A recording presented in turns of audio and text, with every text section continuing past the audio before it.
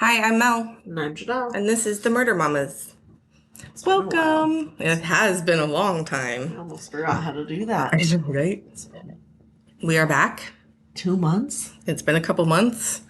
Had a couple, couple things that we went through. We were one of the ones that were affected in Houston from the power outages. We had power out for over 11 days. That was not fun. Nope. In 90-degree plus weather with the heat index at like 95% humidity. That was terrible. It was horrible. Horrific. So that lasted a couple weeks, and then now we're here, I guess. Here we are. Here We're we back. are. We're back. Where were we last week? Oh, you were gone last week. Yeah, I was gone last week. On your birthday vacation. My birthday vacay, floating down the river. Floating down the river. Okay, so today we're going to be talking about Sherri Papini. Papini. Right? That's how you say her last name. Papini. Papini. Papini. I feel like it. Papini. I want to go. Panini. Papini. Okay, so we are doing the document, The Perfect Wife, the disappearance of Sherri Papini. Documentary. The document. What did I say? The document. Oh, the document. The documentary, yes.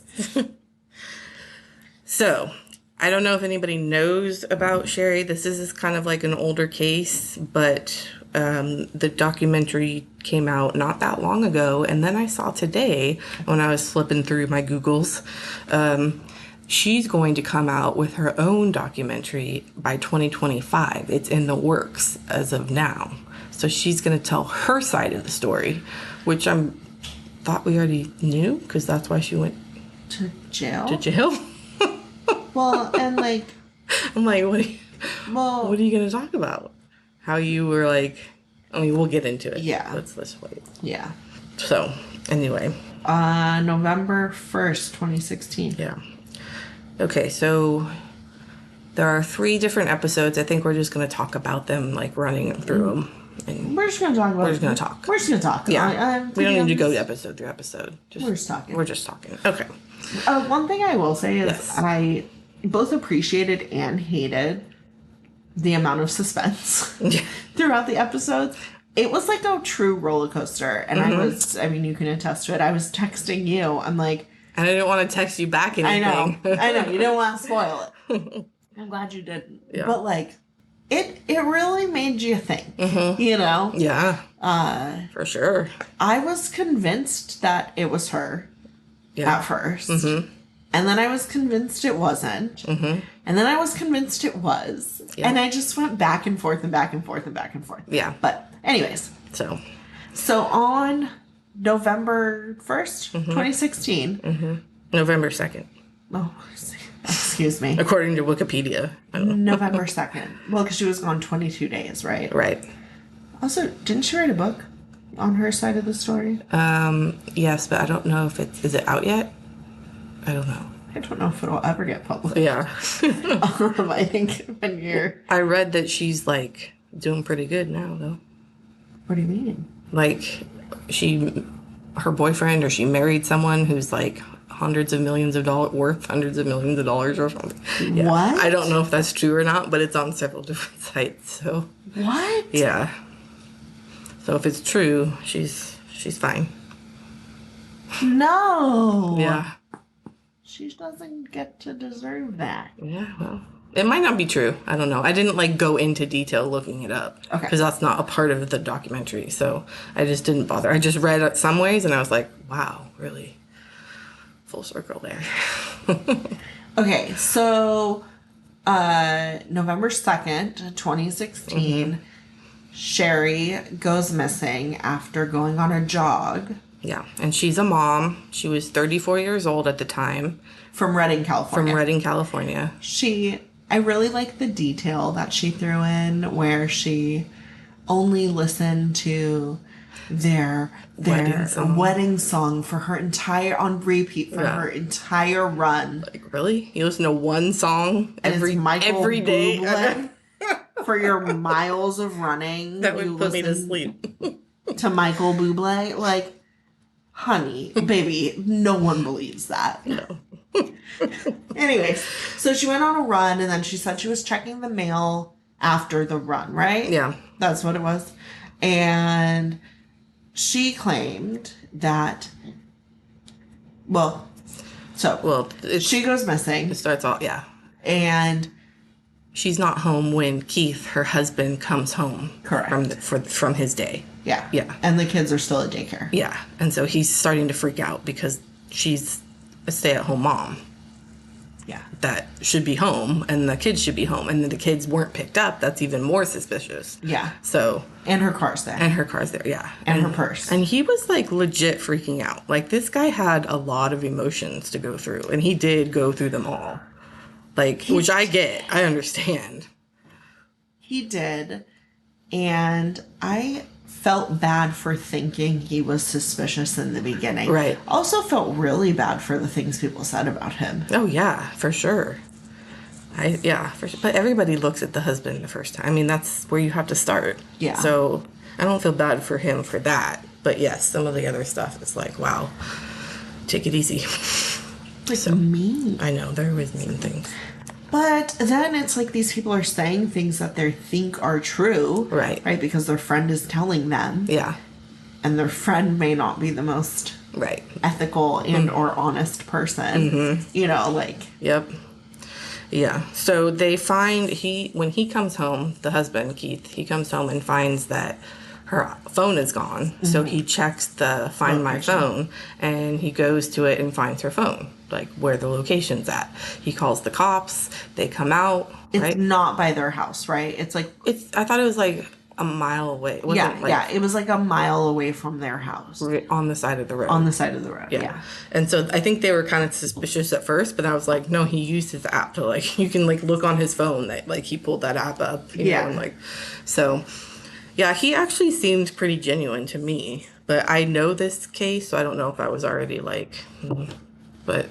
It took the fun part out. It took the fun part out, but it was, like, comparing him to Chris Watts, Keith is much more, like, you can see that he's mourning. Like, I don't know where she is. Like, I am in shock. Yeah. Where he was just sweating and pacing, and you could tell like Chris was nervous, not, like, nervous about where his daughter is. Not nervous with care, but nervous with selfishness. Exactly. Like, they were two completely Keith was different. Very nervous with care. With care. And you could tell, I thought.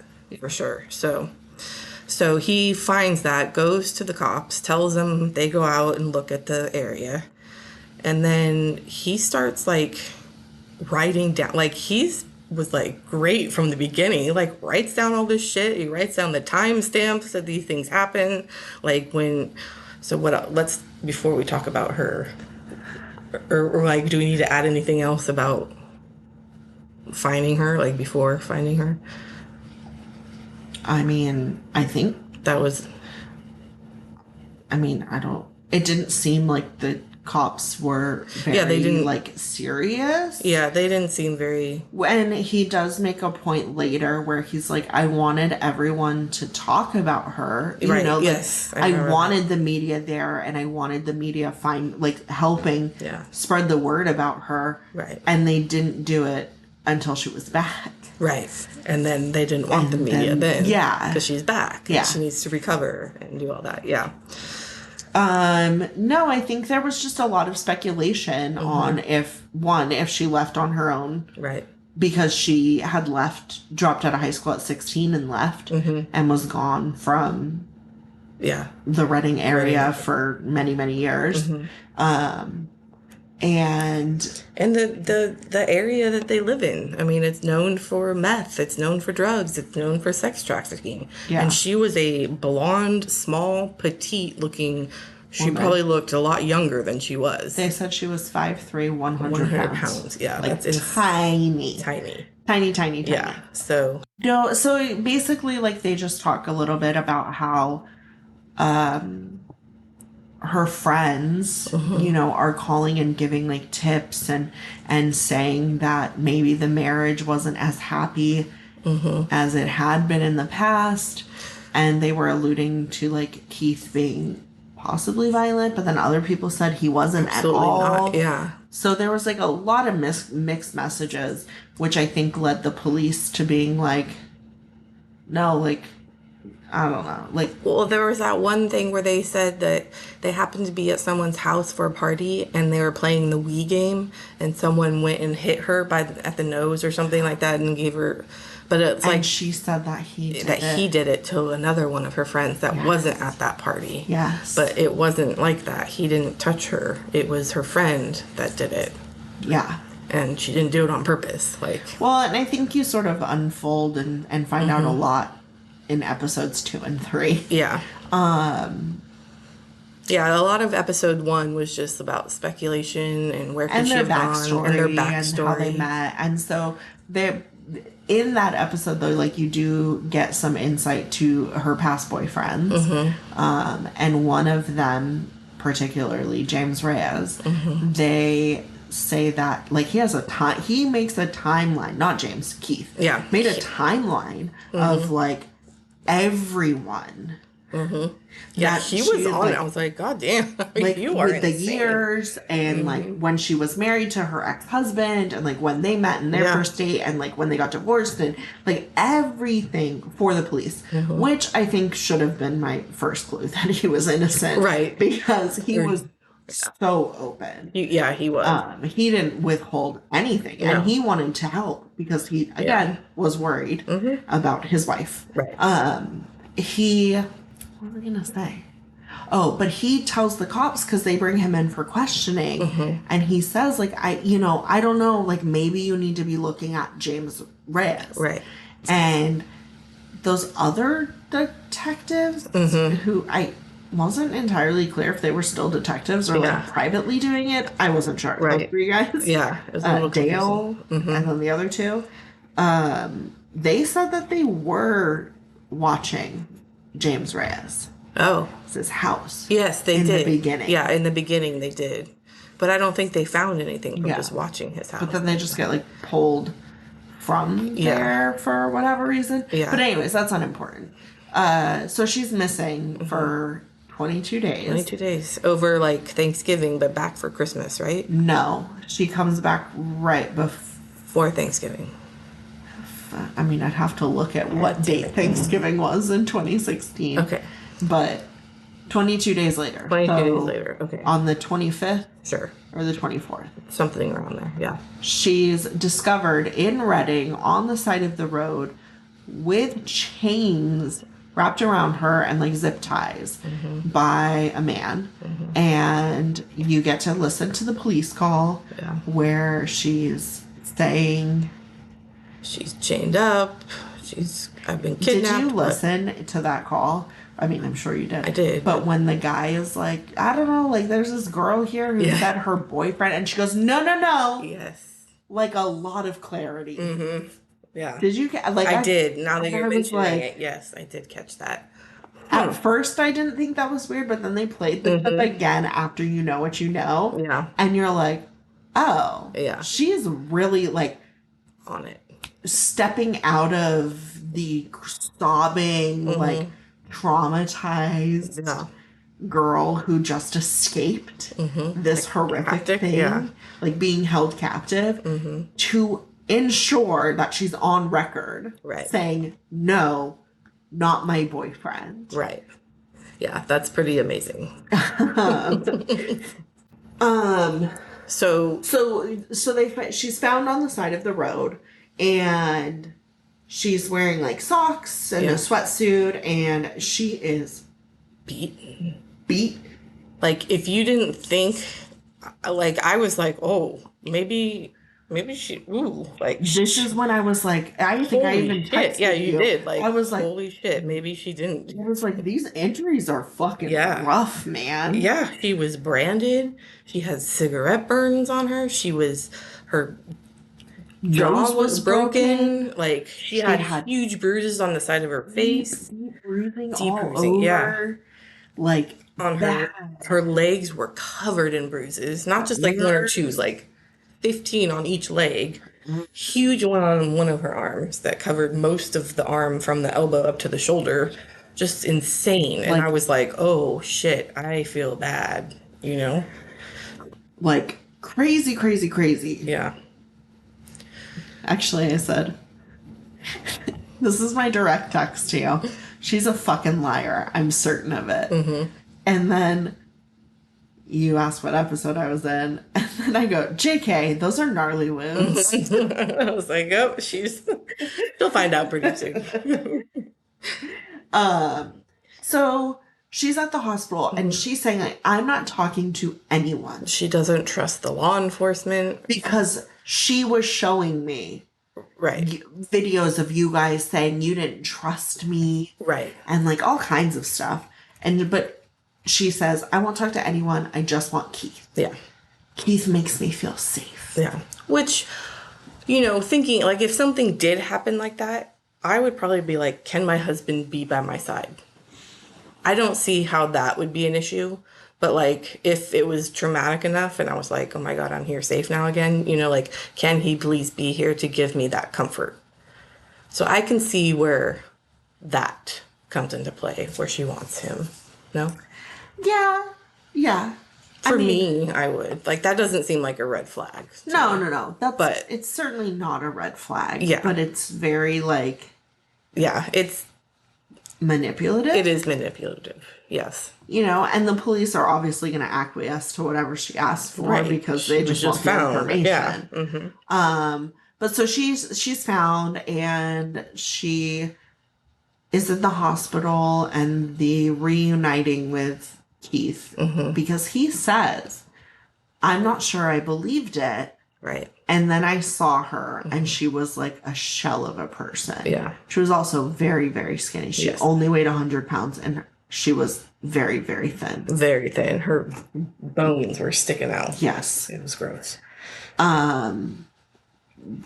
Which is like really crazy to me because when you realize that she like did this to herself, basically, that's like the most dedicated. I don't know the wounds, but like also the very intentional like starving. Yeah, that's dedication.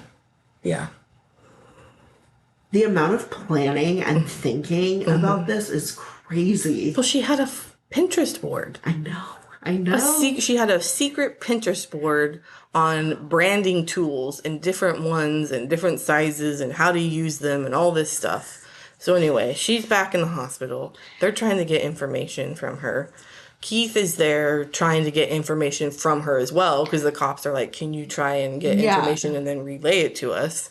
And she's just not saying anything. Yeah, and then she does start to talk. Yeah. They're at their house. Yeah. And folded up with her legs. I was like, God, she's just like a shell of nothing. She's sitting there with her legs up against her chest the whole time. Which makes me wonder, did she believe it? No, I think that was all a show. She's a narcissist. Really? Oh, fuck yeah. I don't know. Even her sister was like, she's crazy. Like, they asked her, like, she's like, oh, no, I always I love her. I'll never not love her. But what did her sister say? I mean, she's your sibling. You always love your sibling. Yeah. Like, that is the most sibling answer. Right. To dealing with a sibling that you're not sure that you would ever talk to. Right. Outside of them being your sibling. Right. Well, we like came from the same family, so yeah. I guess. But like Keith was very involved in this now because he was like asking her what her room looked like, if she remembered, Well, let's talk about a little bit before we get there. Okay. Let's talk about what her story is. Yes. So she starts to open up a little bit about what she remembers happening the day she got abducted. I did want to point out that while they're having this interview, the guy who used to do the To Catch a Predator shows up at their house. And he's like, well, they're not coming outside, so let's just go knock. And he thought he was like, oh, this is so-and-so from Catch a Predator. Like, she was supposed to know who this guy is. Like, I'd be like, who? Yeah. Like, what? Who are you? What was that guy's name? Yeah, it was just so invasive. Yes, and invasive. Disgusting. Mm-hmm. Thinking that he just felt so like, oh, well, I'll just show up and knock. And obviously you can see them. You can see them poking out. They don't want to talk to you. Right. It was but it's like caught on the police recording of their interview. Yeah. And it's just. That was really bad too. I was like, wow, the audacity of him to just fucking show up like that. The audacity of him. That's it. That's it. The audacity. Is what we're using right now to record as well. So the English language is hard. So she starts talking and she says that she finished her run and she was checking the mail at the end of their street on Old Oregon Trail. It's like, oh, the game. You died of dysentery. And a SUV pulls up, like first pulls ahead of her and then pulls behind her and then like stops and is asking for something. And she said it was like a Hispanic woman who was driving and she took out her left ear pod. Mm-hmm. Like, how? Yeah. Did you, like, that little detail, you know? But honestly, but then I thought about it, I'm like, I would take out my left ear pod. Right. Like, I don't know, that would be the one that I took out. Right. I only wear one, so I never wear both at the same time. Yeah, stay on your toes. I gotta know what's going on. But I can't wear ear pods. They give me a little ear infection, so I gotta wear the over ear ones. Yeah.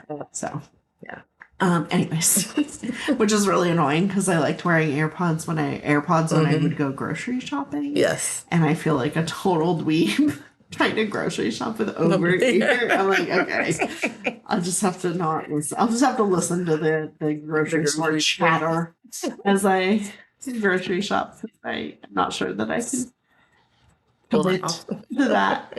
Anyways, so she takes out her left AirPod, and thought that the person might have been asking for help. Mm-hmm.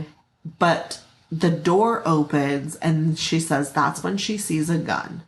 And so she's like sobbing through all of this. Yeah, you can barely hear. I wish they would have put subtitles because I couldn't hear what she was saying a lot of the times. And even in the police station, she's just like sobbing with her husband. I was like, excuse me, what? I put subtitles. Oh, you can't just put TV. Oh, I didn't know you could just put subtitles on your TV.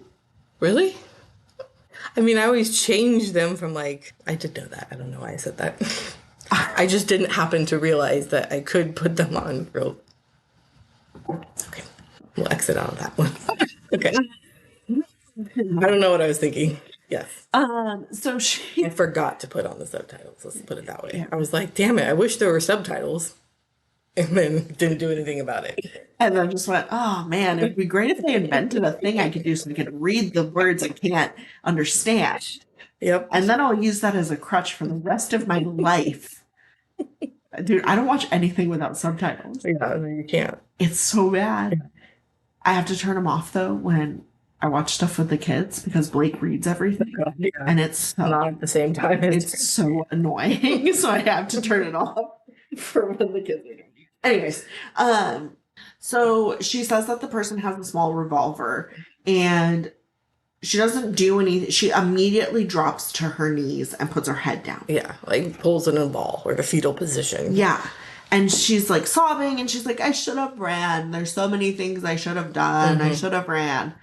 And they're like, okay, like you're doing fine. You didn't. So then what happens? And they say then she says they put her in the back seat and she's like, and they're like, okay. And then what happens? She's like, it's not what I can hear. It's what I feel. Yeah. And I'm nauseous and I can smell the dishwasher or the laundry detergent on the pillowcase that's covering my head. And the detective is like, okay, so instead of looking at this as like from your point of view, pretend you're a bluebird sitting up in a tree watching this and like tell me what's happening. I was like, wow, what a good way to like get someone out of it and like to talk about it. And so then she says the car like pulls away and the detective goes, and does the bluebird know which way the car turns? Kyle. I was like, oh, Kyle. And they also mentioned... I thought that was so funny. It is funny. Does the bluebird know which way the car turns? I need to find a way to add that to my regular of saying. Yep. They did point out that they're like, she lived, it's not like in a tract home. So there's like, it's a road, but there's several houses on that road, but not really next to each other. And when you see, like, when they showed a pan view of it, like, the guy was like adamant on, like, well, there's 5 houses or buildings pointed. Someone would have seen something. And I was like, I And don't. it was like kind of by a busier main It road, was, it felt like, but then I don't know either because it People looked don't like pay attention to anything. nothing, and especially not off a dirt road. Like, it's just I didn't think that was suspicious at all. That nobody saw anything. Well, and I don't think it's suspicious to like. I guess if someone was like, this person went missing from that area, you'd be like, oh, okay, Right. like maybe that was suspicious. But then you learn later that I feel like I'm gonna ruin stuff, but who Right. cares? It's out there. So. Yeah. So you learn later that the car that she's saying she got picked up in isn't the same car that was actually there. Right. So no one would have known that it was the same thing anyways. Right. Because they wouldn't be like, oh yeah, I do remember when I saw that red SUV with the Right. back door open. It wasn't the same. You know, vehicle. like it wasn't even the same car. Yeah. It wasn't even a SUV. Right. So that wouldn't have made any difference anyway. Yeah. But people don't pay attention. No, not anymore. I don't think they ever did. I just think it's like Yeah. way more prevalent now. Yeah. It's true. But so the police, where's it gonna go? Never mind. I went backwards. Well, no. I was gonna say the police. No, I was gonna say the police tell Keith that they can like basically this case goes like one of two options. It's gonna be like someone they know did it, or she's gone herself, or it's a stranger. And if it's the stranger route, then it's the FBI. So I just was mentioning that the FBI is also involved. Yes, in they it. are. Yeah. I think that's what I wanted to mention. Yeah. So they do a few more of these interviews, and then kind of like everything goes away. Yeah. It just kind of stops for a while. But But Keith is keeping up with I was gonna say everything. Keith like never stops because he is adamant that whoever did this to his wife is going to get caught. Right. But she like She doesn't want it. She always is like, I'll do it later. Or like, Yeah, let's they not get kind ruin of the moment. hesitant. Yeah. No, I was gonna say she is going to like therapy and like trying to work through the trauma, but also kind of like making their life a living hell. Right. Because she can't eat black beans because they only fed her black beans from a can and like can't be away from him and can't go out of the house and can't like Right. so all of these rules and everything is so centered around her. Right. And She's a narcissist. you're smiling when they said that. Yeah. And so he was kind of like, It's totally, I mean, yes, he's glad that she's back, but it's a total inconvenience because she is just being a brat, I think. I'm sorry. But like, just all her thing, like if I was suffering, I don't know how I would say it, but like, I just would want to crawl in bed and sleep. Like, I wouldn't make all these rules, I don't think, of like, I can't do this or I can't do that or I can't possibly speak to a Spanish person now because, you know, this. yes, like triggered by people speaking Spanish. Like, and, come on. and like couldn't possibly meet anyone new and just really like making their life pretty miserable. Pretty miserable. So he went from like her being gone to now she's back, but this is fucking awful. And then like they go on a family vacation, right? To like the different national parks. Yeah. And he says like things got normal after that. Like it was a really good vacation. It was a really good trip. She was being a good mom to the kids. The son learns how to ride a bike on that trip. And like it seems like they had a really nice time. Yeah. And then after that, like things sort of got back to normal. But it also is going into how she's writing her book, 22 Days. Yeah. Where she calls the people who did this to her. So there's 2 women. Why the fuck would 2 women do this to you? I know. There's 2 women, and one is in her book as Taint, and the other is Smegma. Smegma. It's like, what? Yeah, she's a little weird. A little bit. Well, we haven't really got to the racism Yeah, stuff. that's true. Oh, let's start. Well, I don't want to get there just yet. Okay.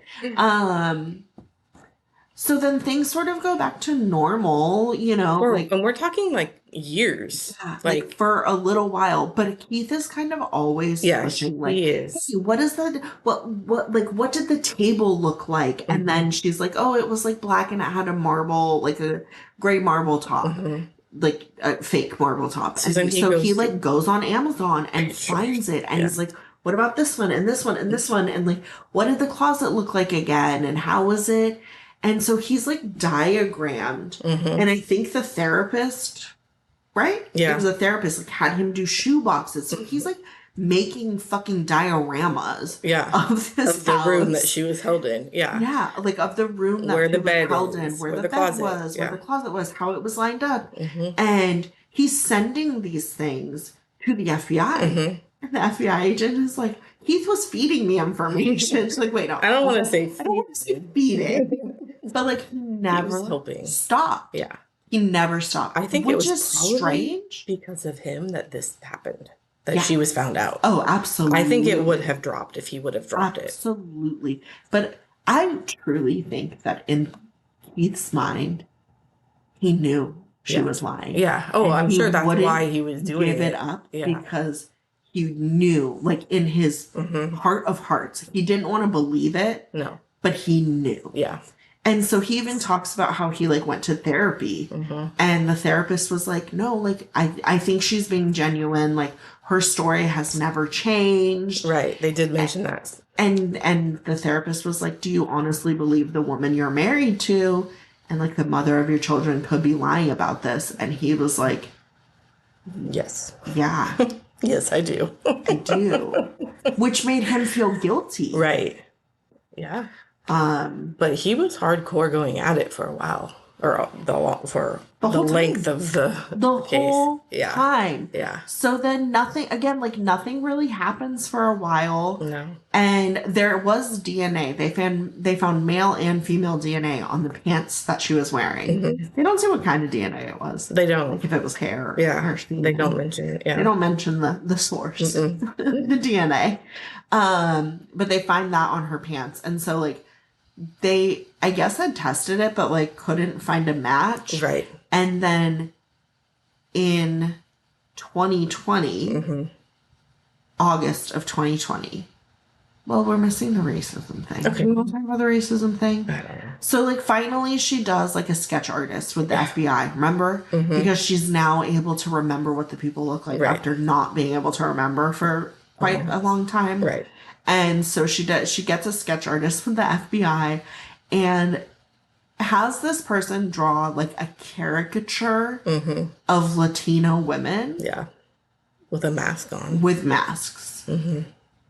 And it's sad. Yeah. Like it's literally a caricature. Like if you took a stereotype and just published that for the whole world to see, you know? So someone somehow finds this letter. I don't really know what to call it. Book? Essay? Yeah. That she had written when years and years and years prior, where she's like basically, and like I guess it's posted on like a white supremacy website or something. I didn't know that. Okay. And it's basically like talking about how she doesn't like Mexicans and she's white and proud and that sort of stuff. Yeah. And they ask Keith, like the documentarian, asked Keith if he knew about it. He's like, yeah, like I knew about this in 2007. Right. And she said she never wrote that. Like someone else did it to prank her. Right. Because people do that. Weird prank. Right. But okay. And what he says is like, I was like the class clown in my high school class, and like I don't know how that would ever be funny. Yeah. But she had like met with a lawyer apparently and like tried to get it taken off this website. Yeah. But basically like I think it was still like there. It was still there. And so then the FBI's are asking, or like the detective is asking if she knows what the lawyer was. And this bitch goes, I can't remember, but if you gave me a list of names of lawyers, I'd probably be able to pick it out because it was an ethnic name.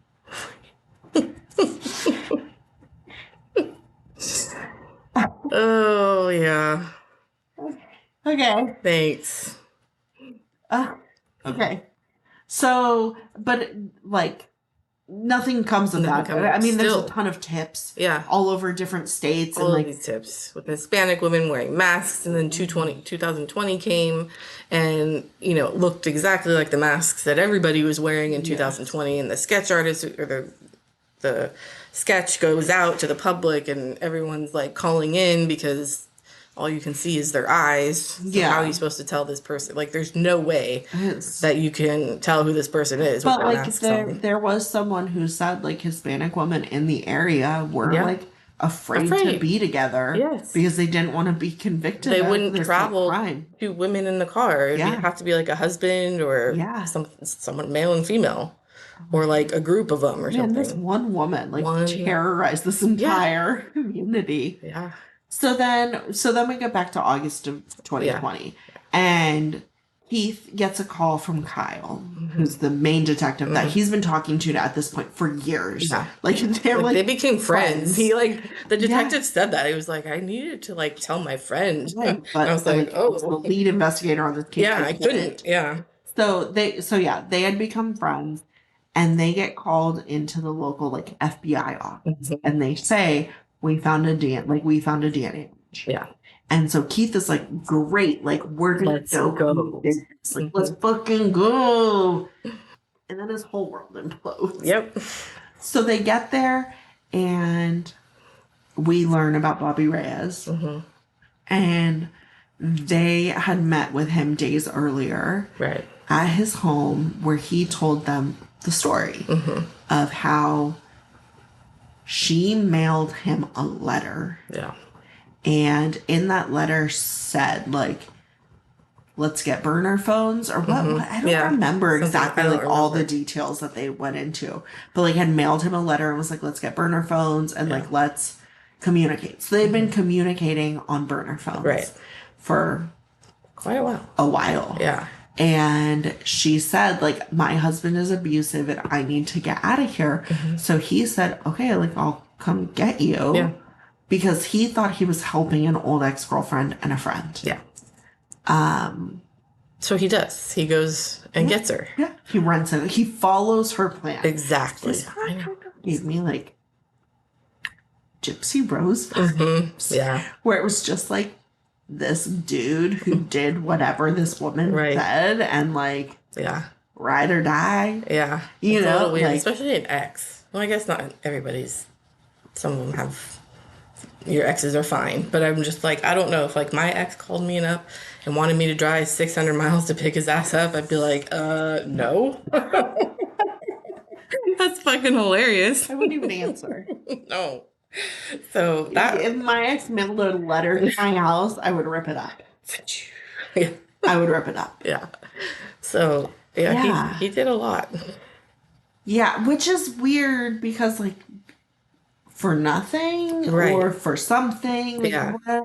I wasn't sure if any romantic things went about during those 22 days or. I don't think so. I don't think so either. I didn't get any like hints for that. So yeah, he literally was just doing it to do it. And then she gave him like a list of things that he needed to go get at the store, and he did. Yeah, so he picks her. He's the one who had picked her up. He rented a car, and he's telling the police all of this. Yeah, because he didn't know like what was actually going on. Yeah. Well, he probably... Maybe a little bit, but I don't think in the beginning, because she was just like, oh, my husband's hurting me. And he's like, oh, okay. Correct. He didn't know, like, she was planning this elaborate ruse. So he goes and he picks her up, and he says he had rented, like, a Dodge Challenger, and that he picked her up in the middle of the day. Yeah. Or whatever. Yeah. And she sat in the back seat the entire ride. Yeah. The 9-hour drive or whatever, 7-hour drive to Costa Mesa, California from Redding. Yeah. And I'm like, God, that is so far. I've made that drive. Ugh. Several times. Sounds terrible. So I went to Chico State. Well, Redding is right by Chico State. It's like Redding, Chico. Really? Yeah. She goes that far away. Yeah. I thought she goes... It's 8 hours. Okay. We don't need to talk about this. Probably like 10 hours from San Diego. No. It's 8 hours from Orange County. Crazy. Okay. Because all you care about that. So he's driving. They're driving. So he takes her and then he like gives her his back room with this very unique closet. Yeah. Which the cops are like, this is the fucking closet. Yeah, because like, as she described it, her husband drew it. Well, I guess I'm missing that. When the police first get there, the FBI agent and Kyle, when they first get there, a bird gets out. Yeah. And so Kyle goes and he's like helping the guy catch the bird, let the FBI agent walk through the house. So then once Kyle gets there and like they're walking through the house and they're like, this is the room. Yeah. Like this is the sketch. Yeah. This is the thing. Like they find a picture that's on the fridge that has like someone sitting in like a beanbag chair completely covered that like I guess his brother had left there. Yeah. Like had left this picture there from forever ago. And there's a corner of a table and they're like, that's the table. So they ask him like, how do you know Sherri? And he's seemingly very honest. Yeah. And he tells them everything. He picked her up. She said, do this. She said, do that. And he did it all. And he helped her cause the injuries. Yes. But never, he's like, I didn't put my hands on her or anything. But like, she would say like, hit me with a hockey puck. Or like the hockey stick too. Yeah, like hold the hockey stick and she would like run into it. Yeah. Face first and like. Which is like horrific. Like if you ever came to me and said, please hit me with a hockey stick, I'd be like, no. Well, probably not. Now I know where. I mean, if you put some vodka in me, then I'd be like, fuck yeah, bitch. Go out swinging. No. Now I know where your loyalty's like. But like that's extreme stuff to have to do to a friend. I think that would have really weirded me out. That would have weirded me out too. I don't know how I could get manipulated into thinking that was okay. That went above and beyond. I was like, that's just weird. Maybe just don't do that. And like, why would you need to show you're injured? Right. Like, why is that part of this plan? Exactly.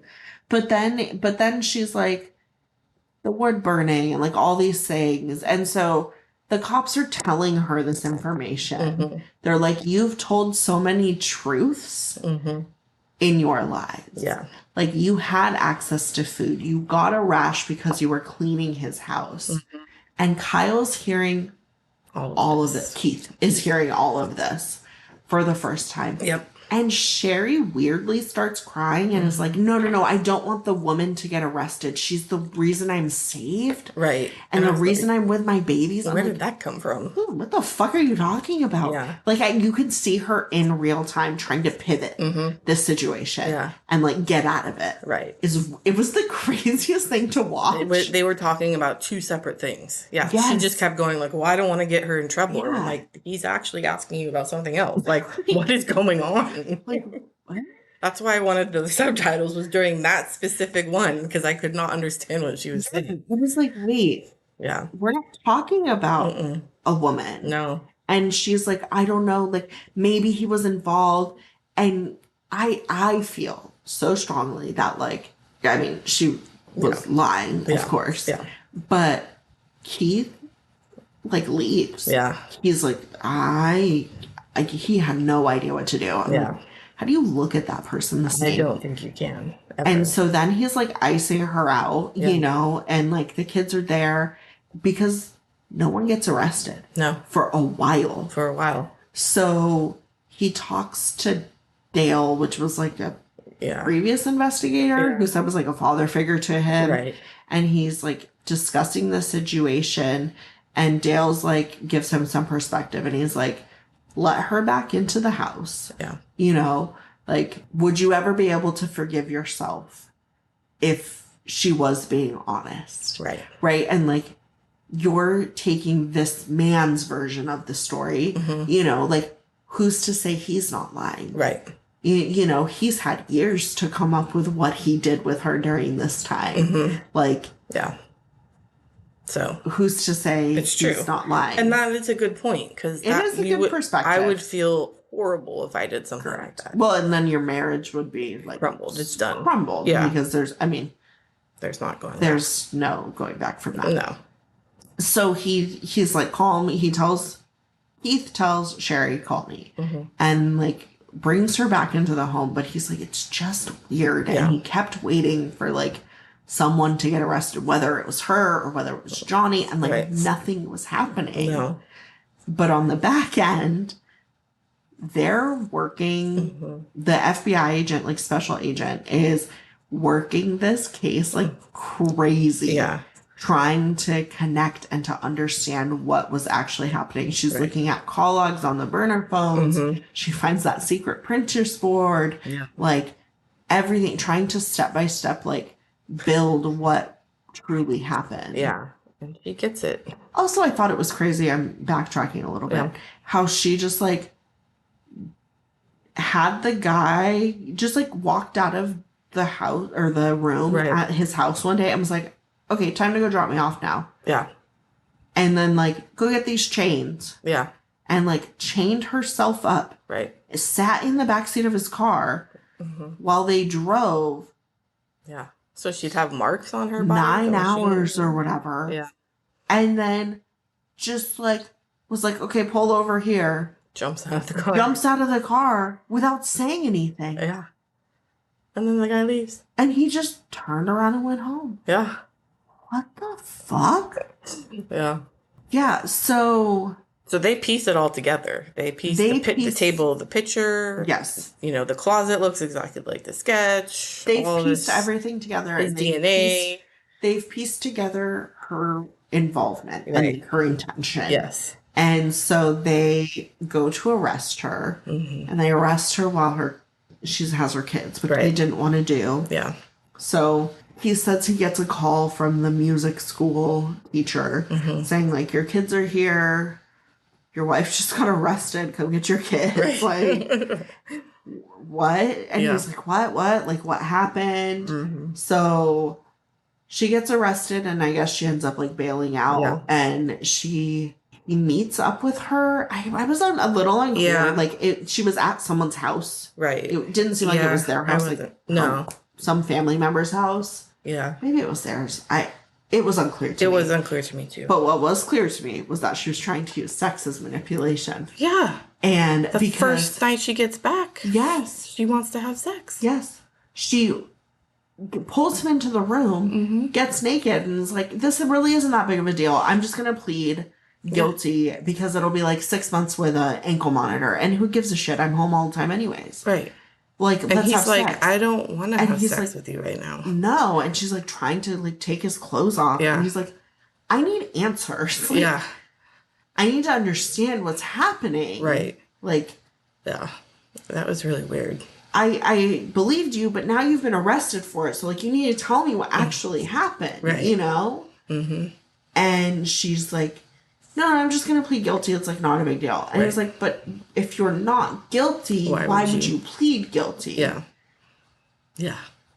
And she just like really was trying to just like have sex and forget about it. I think that's what she thought it was going to happen. He was going to be like, oh, let's do it. And then they made love. And then, you know, that went away. They fall asleep and everything's fine. The narcissist. She's a narcissist. Sure. Even the text she sent him that day, or the day she went missing, to come home for lunch. Yeah. Come home so we can have, we can have sex. Oh, and then did you remember she was saying, I thought you were going to find me. You didn't find me. Yes. What a yeah. No. What did she say? I think that's exactly what she said to him, right? Like, I can't believe you didn't find me. I can't believe you didn't find me. Because he said that he mentioned something to her. Like, I guess she had been, you know, every day of their life, she brings up this thing. Right. That's happened. And he's already so filled with doubt. Yeah. That, because this is after the FBI have confronted her, but before she got arrested. Yeah. And he's just like, I get it. I get it. Yeah. Like, it was horrible, but let's go one fucking day without talking about it. Yeah. Because that affects him and the children as well. It's not just her story. And that's when she was like, I can't believe you didn't even find me. Yeah. Oof. Yeah. Well, it's pretty bad. So anyway, so then she goes to jail and she's there for what, 19 months or something? Like Not no enough time at all. Because really the crime is what? Lying? Lying. But she committed 34 felonies. She was charged with 34 felonies of like mail fraud and all that stuff. It's 34 felonies because she was collecting like. Right, I know, but like $500 a month in like still survivor benefits from this. 34 felonies is a lot of felonies. Don't carry a lot. Should be like a year for each felony. Shut it. I don't know. You're the only felon in this room. I am not a felon. I'm just messing with you. I have a misdemeanor. So she gets like no time at all, and then she ends up getting out early, and now she's free to live her life, to do whatever she wants. Yeah. They're obviously not together. No, they're not together. He has full custody of the kids. Yeah. She sees them, I think, on like a once a week, but she doesn't have like parental rights to take. Like she's given a time to see her kids like once 1 hour every week or something. Yeah. It's not like they go half and half. He's got primary custody. Yep. So that's the story of Sherri. Incredibly selfish one who just took up so many resources that could have been,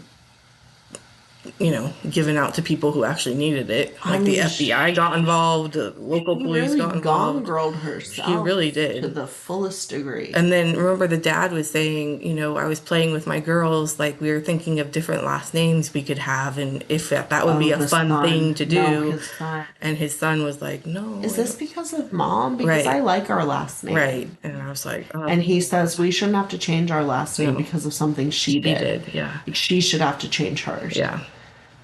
And it's his name. I know. It's not really, it's not her name to change. Right. So. So yeah, that was great. That was crazy. Yeah.